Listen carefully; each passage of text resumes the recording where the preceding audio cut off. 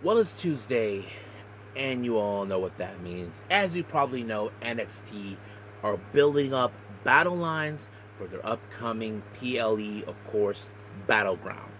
Now, as you know, there are people that have been speaking about the number one contender to take on Oba Femi for his NXT championship, but we'll see how things will roll up from there. And then, of course, Trick Williams and Joe Hendry's rivalry has now come into fruition. The TNA Championship will be defended at Battleground as well, and plenty other things we will be going through it as well. But first things first, as you know, this past weekend, Major League Wrestling had their much recent event, Azteca Lucha, which I finally get to catch up. I've been catching up with this promotion for quite some time, but it features many matches, including mostly from talent from CML. Of course, like Atlantis, Dark Panther, Blue Panther, and various others too. We even have, of course, championship matches such as, of course, the MLW National Openweight Championship and the MLW World Championship as well. So we're going to go from A to Z on this one. And as usual, we will cap up our episode with some news updates to give you guys updates on what's been happening in the world of pro wrestling, such as what events the promotions are throwing out, what's booked, what matches are set, including developments that are happening in the world of pro wrestling as we speak. So, let's get ready for another episode of Deleted Wrestle Zone.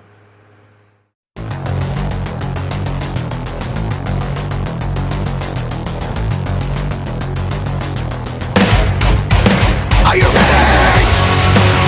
Get up, get up! Get up, get up! Get up, get up!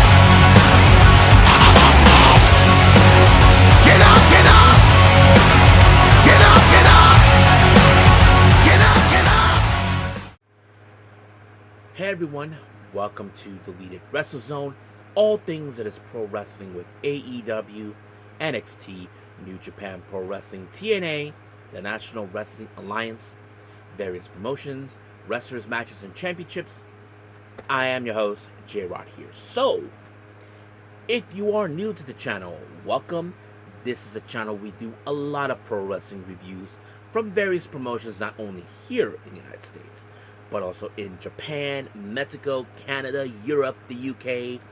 Anywhere in the world pro wrestling is not as big, but it continues to grow.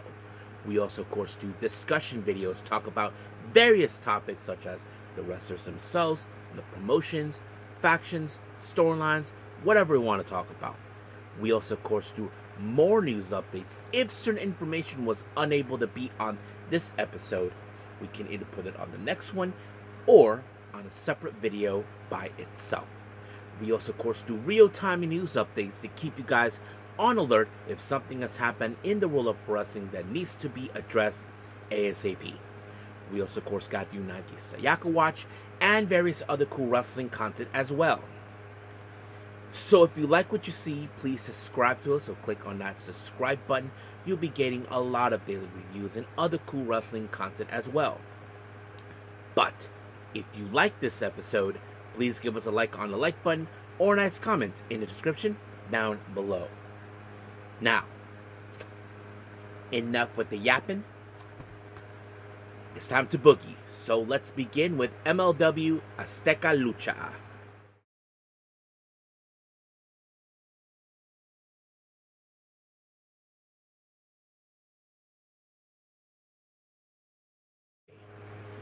Major League Wrestling, or MLW, Azteca Lucha. Now, this event took place this past weekend on May 10th, I believe in Chicago, I believe. So let's begin with our first match of the evening. We have, of course, the MLW World Tag Team belt on the line. We have Dark Panther and his big brother Blue Panther Jr., the sons of the legendary Blue Panther, face on the Los Prendadores, consisting of Julio and Magnus. Now, these guys recently won these belts not too long ago against Koji Koshima and Okumura.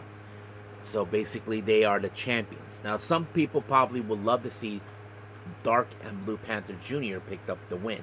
However, It was, of course, Magnus that got away with it when he cut corners by low blowing Blue Panther Jr. And just like that, the ref did not see a damn thing, and then he pinned him. 1, 2, 3.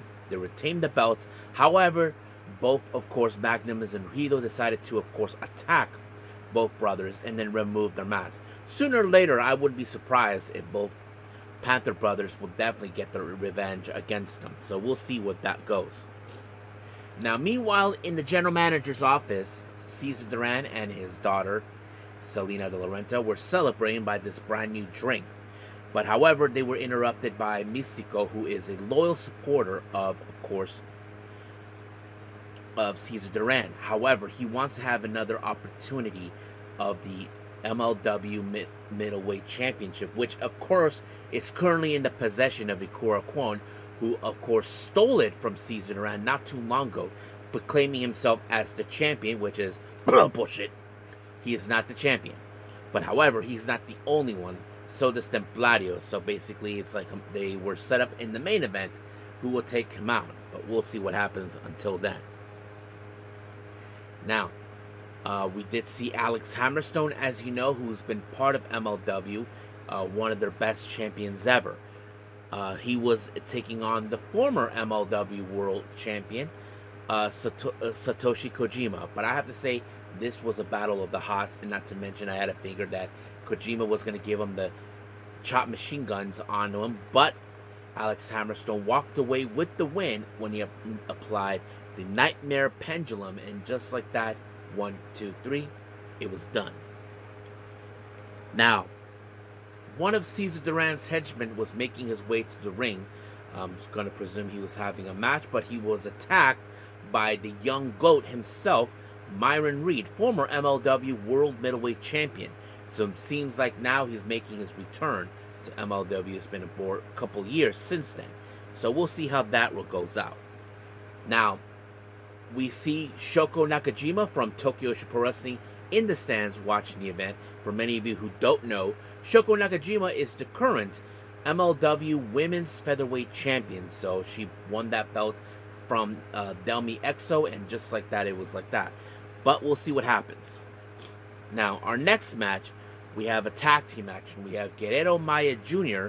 teaming up with Hechiseto, one of the best technical wrestlers we've seen coming out of Mexico. They take on Esfinge and, of course, the legend himself, Atlantis. So it's great to see this. I wasn't too sure what this is going to throw out. But what surprises me is in Esfinge, he picked up a tremendous win when he applied what he calls the Egyptian knot onto, onto Guerrero Maya Jr. And just like that, 1, 2, 3, over. I thought it was a fantastic match right there. Now, our next match, this one is a three-way match for the MLW National Openweight Championship. We have in a three-way, we have Barbaro Cavernario versus Sondaka Jr. versus Ultimo Guerrero. So basically, anything could happen in this. I mean, technically, Ultimo Guerrero doesn't have to be, of course, pinned in this match. I mean, which is obvious. I mean, possibly that's what probably Barbaro would have wanted, and so does Sondako Jr. But fortunately, this match ended with Ultimo Guerrero applying the Guerrero special onto Barbaro, and just like that, it was over with the 1, 2, 3, done. However, there was an interview right in front of the ring with, of course, I forgot the name of the guy, but he interviewed Alex Hammerstone. But however, it appears now he has his sights set on the MLW National Openweight Championship. So, as you all know, Alex Hammerstone was the first ever champion for that belt when it first started. So now he's making a play for this belt. So we'll see what happens from there. Our next match is the MLW World Heavyweight Championship. We have Donovan Dijak taking on Matt Riddle. So basically, however, Dominic Dijak has, of course, Mr. St. Laurent, who's, of course, a total weasel by his side. But luckily, of course, Matt Riddle has his bro and a former member of the, of course, of the World Titan Federation, Tom Lawler. You guys remember he has issues towards Mr. Saint Laurent. And of course, there'll be ref pullings and all that. And then Kroll showed up as well, as all of you may or may not know. He is the winner of the Battle Riot 6 event that took place a month ago. So he tried to cash it in, but apparently it did not go his way. But Matt Riddle was able to pick up the win by submission onto Donovan Dijak, and just like that, he retained the championship. So it wouldn't be surprised if Kroll would try again to get another opportunity for this belt. As you probably know, Kroll is the leader of what's known as Contra Unit. So basically, Contra Unit are determined to take over MLW once again, but that was during a different leadership. But now this is his time.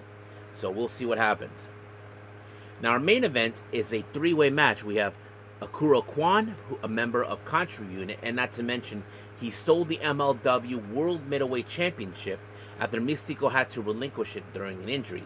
But he faces in a three-way against Templario and Mystico. But of course, when it comes to this, it's more like who's going to be the one to try to reclaim the belt back. I mean, we know that Templario and Mystico have been rivals for a long time. But in the end, it was Mystico with the swanton onto Kwan, and just like that, it was over. However, Kwan, who is not happy with the loss, decided to attack Mystico and remove his mask. But sooner or later, Mystico will get a bit of a payback for what, of course, Kwan did. So, can't wait to see it. So, I think that's pretty much what happened in MLW. So, until then, we are done with that. Let's move on with our last and final review, NXT.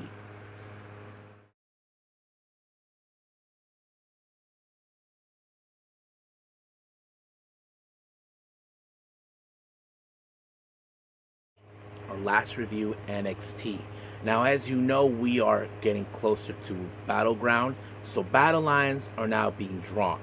Now, many of you may know what happened last week. There was a Battle Royale, whoever's going to face Oba Femi for the NXT Championship. And the weirdest thing, the person who struck it was Myles Borne. Now, some people would say, I would not picture Myles Borne in a bingo card, which, of course, I understand. And, of course, Charlie Dempsey last week tried to find a way to weasel his way in to get an opportunity of the NXT Championship. But, however, that wasn't the case.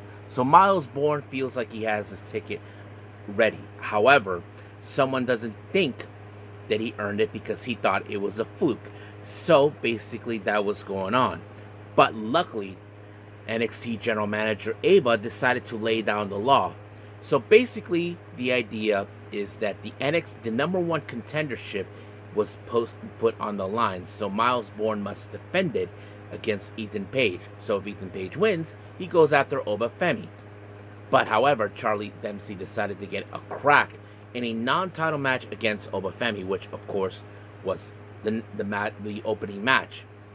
Now, of course, we cannot agree. We cannot disagree about Charlie Dempsey. We know he'll try to look for weaknesses and ways to take down the ruler himself, Oba Femi. Of course, he's a best technical wrestler, but when it comes to his capability, the real question we ask, is there a way to take down Oba Femi? That's the obvious question, but that wasn't enough until, of course, Oba Femi finished off Charlie Dempsey with a pop-up powerbomb, and just like that, 1, 2, 3, it was done. However, of course, Oba Femi is looking right in the eye of Myles Borne. So Myles Borne knows if he wants to have an opportunity of the NXT Championship, he has to go through Ethan Page. So we'll see what happens.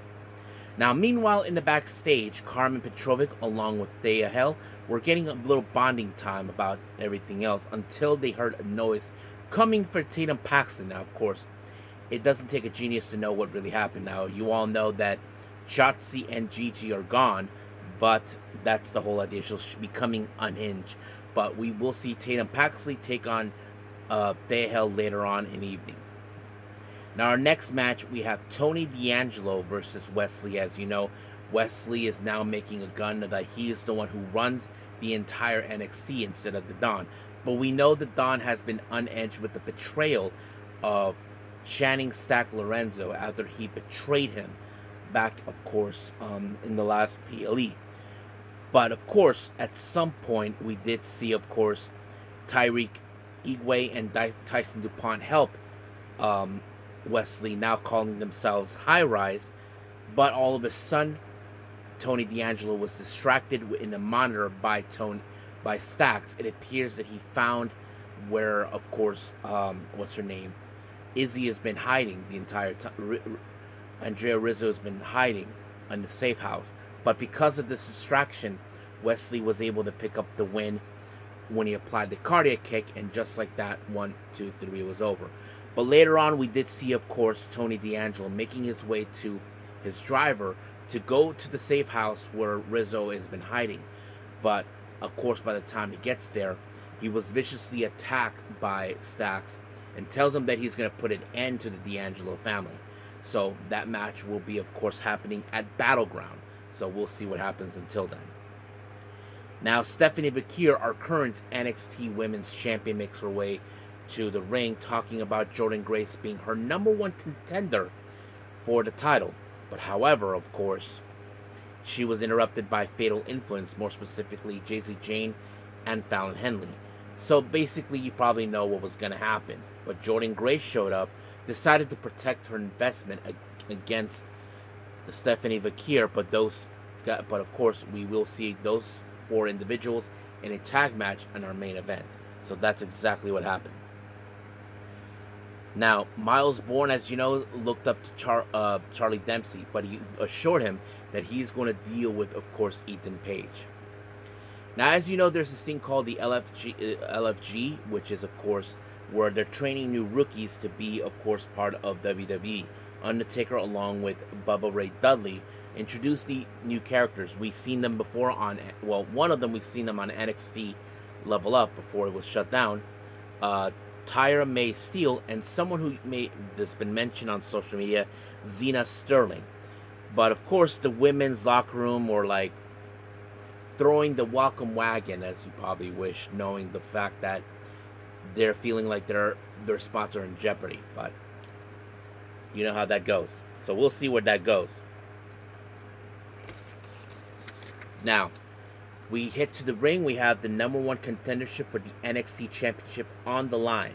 We have, of course, Myles Borne versus Ethan Page. Now, Ethan Page is now trying to determine that Myles Borne's match at the Battle Royal was, in fact, a fluke. But I think Myles Borne is going to prove him that he was wrong. Now, Ethan Page can throw whatever he has at him. But the crazy thing is, it was Myles Borne that picked up the win when he applied a drop kick and then a jackknife, and just like that, it was over. So, that's how things end. Now, we saw a very interesting message coming from Sean Legacy, who's participated in the Battle Royale last week. Seems like he is calling out Javon Evans, not because he has a problem with them. Let's just say they built some sort of magic in the ring and they want to continue it on. And of course, that's when it happened. So they most likely could happen in Battleground. Javon Evans, of course, was paying attention to what's going on, and Ashante Dean Adonis decided to step in his game. But Ricky Starks was listening to what's going on, so he decided, okay, how about one of you guys get a shot of the title? So we'll see how that goes. So he went to talk to Ava. Now, our next match, we have Thea Hale versus Tatum Paxley. Paxley has been unhinged ever since Gigi and Shotzi left WWE. So basically, things can go on. But what I did notice is Thea Hale, I have to say, she tried to put effort to put the Kimura lock onto Tatum Paxley. But however, Paxley decided to eye gouge Thea, and just like that, she was disqualified by the ref, and she continues to attack her. So basically, she just lost control of herself, and just like that, it was completely nuts. So we'll see what happens. Now, while Jada Parker, as you know, had her dealings with Thea Hale, was watching this, well, apparently Kelani Jordan showed up, tried to confront Ruka and Zaire, who was there. But while Jada Parker left, it seems like she wants to have another opportunity of the NXT Women's North American title. But that's going to happen at some other point, but we'll see. Now, we did see a bit of a face-to-face contract signing between Joe Hendry and Trick Williams, with Ava being the mediator. So they had their things to say the entire time. So keep in mind, guys, the TNA World Championship will be on the line in Battleground. Keep in mind, this is the first championship, the top championship in TNA will be defended in Battleground, so that's what's happening. Now, Hank and Tank were having a nice conversation with fellow Josh Briggs. As you know, Briggs feel like he was responsible for what happened to Inumura, who left for Japan. But Hank and Tank tried to tell him that maybe none of it was his fault. Maybe that's how he feels. But of course, Sean Spears decided to say that maybe the reason partners leave was because of you. But Hank and Tank were not going to take that kindly to them. But yes, that's what really happened.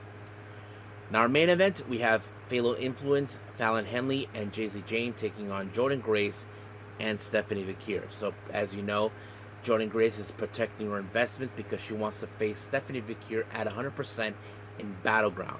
But of course, we know Fatal Influence will try to put themselves on the map to ensure that they get an opportunity. But, however, things did not go accordingly well because Jordynne Grace was able to pick up the win when she applied the Juggernaut Driver onto Jay-Z Jane, and just like that, 1, 2, 3, it was over. So basically, Stephanie Vaquer, as you know, will be paying attention to Jordynne Grace. However, near the end of the programming, we did see Ethan Page attack Ricky Starks. So I'm serious that Ricky Starks, as you know, him and Ethan Page are not done. So most likely, that's something we're going to pay attention to. So I think that's pretty much it what would happen to NXT. Let's move on with our last and final thing, news updates.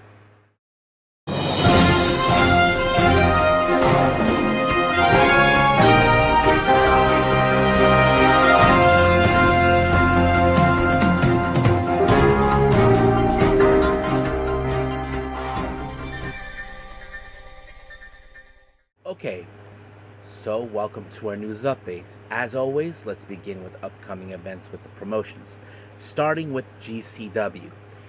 Now, as you probably know, we have Big Time taking place in Maryland on the 17th of May. We have 2 matches that have been announced. Marcus Mathers versus Alan Angels. Then we have, of course, Ken Dixon and O'Shea, I believe. Luden Dixon and Ken O'Shea. So basically, that's one match.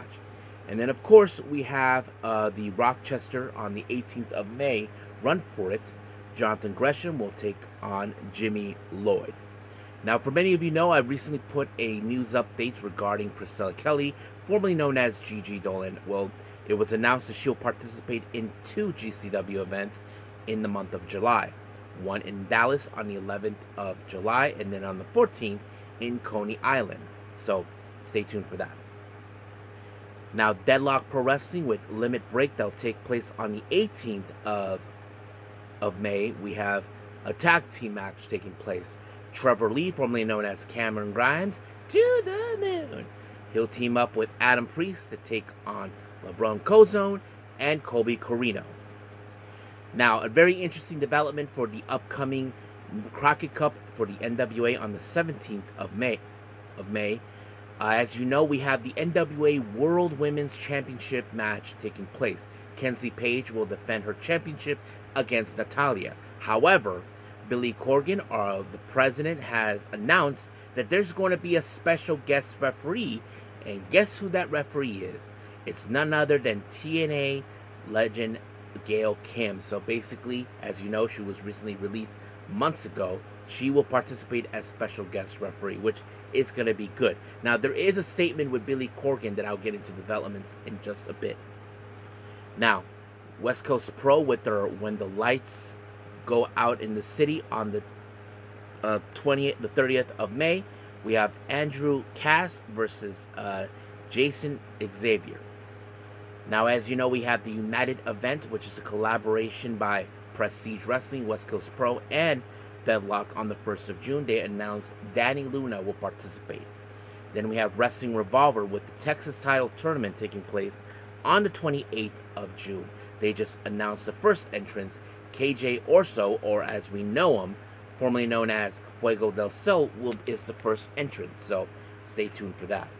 And then finally, as you know, Spark Yoshi Peruso of America has announced for their upcoming Texas event on June 29th called Ignition Texas. They just announced that Saki, who is the current Pacific Spark Yoshi Pacific champion, will be, of course, participating in that event.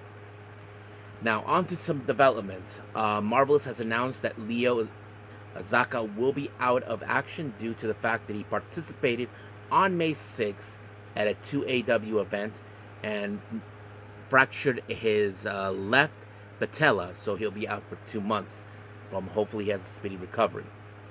TNA has announced that Joe Hendry, Nick Meneth, Ryan Meneth, and Moose will participate in AAA's Triplemania on the 15th of June.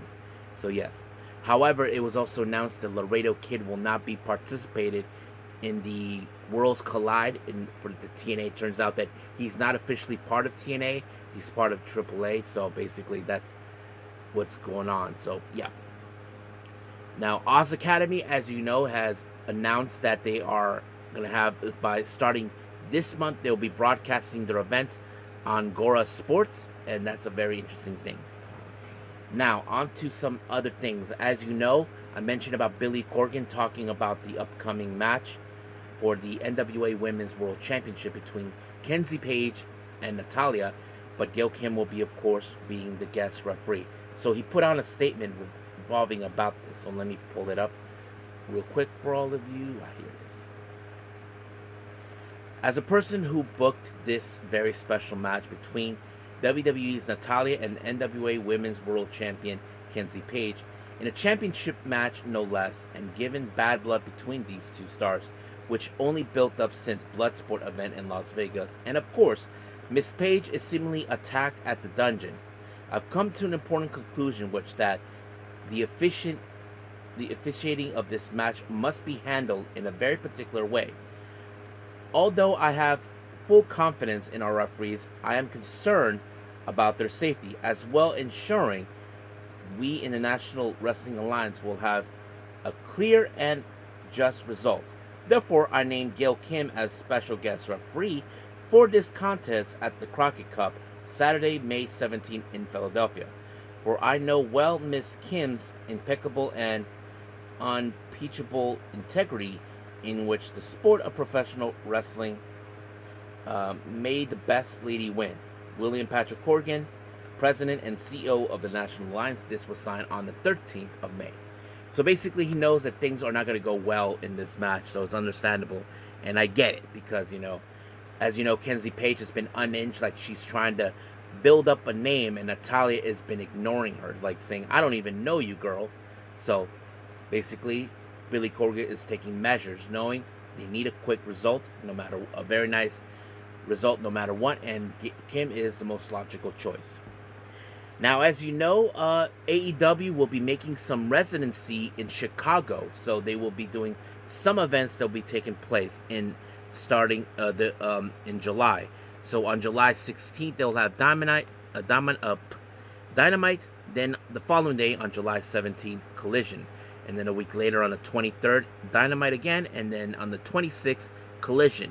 And then on July 30th, Dynamite. And then July 31st, Collision.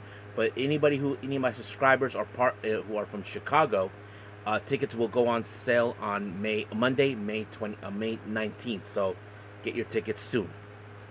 Now, finally, Joe Hendry was on the Chris Van Vliet on the Insight, talked about, of course, the contract year with TNA Wrestling, and addressing Triple H, telling him that he'll be part of many more WrestleMania